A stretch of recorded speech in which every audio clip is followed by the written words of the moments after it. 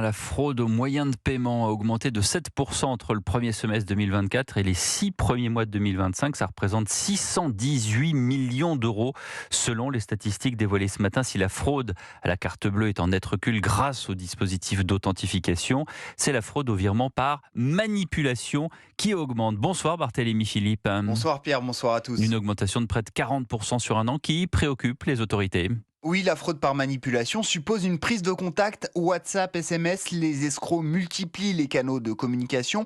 Par exemple, un SMS vous indique que vous avez un arriéré de paiement urgent ou que vous devez cliquer sur un lien pour recevoir votre nouvelle carte vitale par la poste. Si vous le faites, la mécanique de la fraude est enclenchée.